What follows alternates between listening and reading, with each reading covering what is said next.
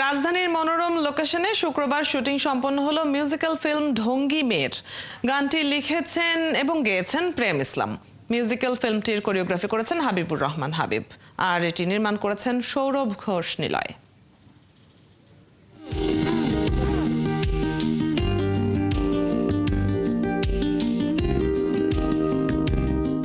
এটা মূলত একটা ফানি সং, মানে এখন যে গান হচ্ছে এখান থেকে বের হয়ে গিয়ে একটা নতুন আলাদা কিছু তৈরি করার চেষ্টা করেছি। আর সব থেকে মজার ব্যাপার হলো আমরা যে লোকেশনটা শুটিং করতেছি খুব এক্সপেন্সিভ একটা লোকেশন, এবং এটা দর্শক দেখলেই বুঝতে পারবে একটা বাইরের একটা ফিল আছে।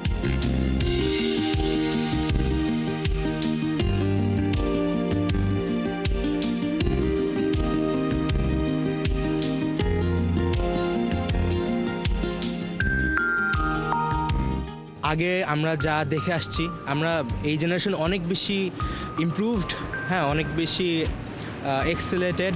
তো দ্যাটস ওয়াই এখনকার জেনারেশনের মানুষ বেসিকলি আমরা এই গানটা পছন্দ করব।